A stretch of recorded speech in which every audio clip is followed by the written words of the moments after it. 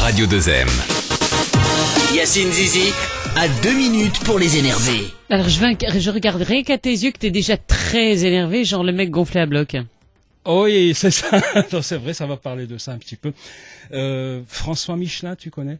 Oui. Alors François Michelin est l'homme qui a révolutionné le monde des Tu sais qu'on n'a pas le droit de pneumatiques. faire de pub. Je suis désolé. C'est un pour ça. inventeur. Vas-y, On n'a vas-y. pas... Ouais, il est mort de toute façon. Donc il nous a quittés hier à l'âge de 88 ans après avoir roulé sa bosse au sein de la société qui porte son nom. Pendant 47 ans, François Michelin a dirigé sa société de pneus et on peut dire que durant tout ce temps, il s'est bien éclaté. Chaque matin, quand il arrivait au bureau, il lançait à son assistante « Alors Micheline, ça roule ?» François Michelin a toujours été fasciné par les roues. Enfant, il habitait à Châteauroux. Ses vacances, il est passé à Roubaix. Chaque année, son père l'emmenait voir la finale de Roland-Garros. Et à 24 ans, il a choisi d'épouser une rouquine de Roumanie qui s'appelle Christiane, mais qu'il appelle Chris. Cette fascination pour la roue frôlait parfois l'obsession. Et chaque fois qu'il en parlait, il était en quelque sorte hypnotisé par le sujet. Je prononce mal, désolé. Le papa de François Michelin voulait que son fils devienne otorino-laryngologiste. François, lui, voulait devenir autoreno-garagiste. Et à une époque... Elle prend un peu plus de temps, celle-là. À une époque, il voulait devenir pneumologue aussi. Mais l'idée n'a pas tenu longtemps la route. François Michelin n'avait pas beaucoup de loisirs. Son chanteur préféré était Jacques Brel et il écoutait en boucle la valve à 1000 temps. Parfois, il écoutait aussi J'entends siffler le frein de Richard Anthony qui, lui, nous a quittés la semaine dernière. À la télé, François Michelin ne ratait aucune émission de la roue, de la fortune.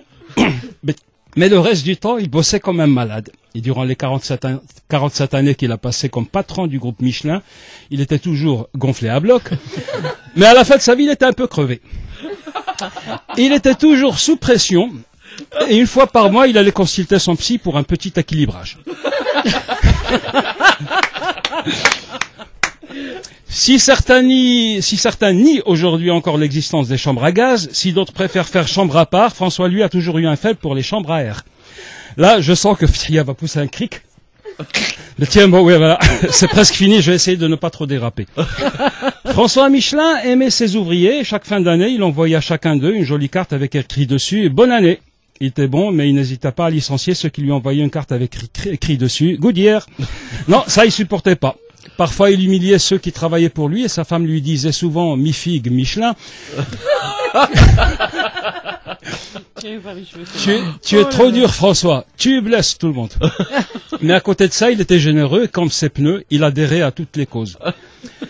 Contrairement aux autres hommes d'affaires qui adorent être enjolivés et qui n'arrêtent pas de courir les femmes, François Michelin était insensible aux flatteries et il avait un certain mépris envers la jante féminine. Aujourd'hui, François Michelin nous a quittés et à l'heure qu'il est, il doit sûrement être à Michelin entre la terre et le paradis. Désolé pour cette chronique un peu déjantée, j'ai appris sa mort hier et je l'ai écrite sur les chapeaux de roue, quoi. À jeudi pneuchat. Bravo, bravo. Il est en forme. Ça va aller. Je vais consulter juste après. Je crois qu'il y a un problème de tension. C'est presque comme du Wadi Faut Dada. vérifier la pression sanguine. Mais presque. Non, c'est du Yacine Zizi d'antan. Oui, tout à fait. Ça revient un peu. On dirait. Ça a vieilli Ça- aussi. Non, oui, non, Ça a bien vieilli. Oh, merci beaucoup, c'est non, gentil. ça glisse tout seul, t'inquiète pas. Oh, C'est ce qu'elle lui c'est dit. un compliment. C'est très lisse, tu vois. Pas suffisamment. Mais c'est ce que me dit. Bon. On va s'arrêter parce que ça pourrait durer des heures.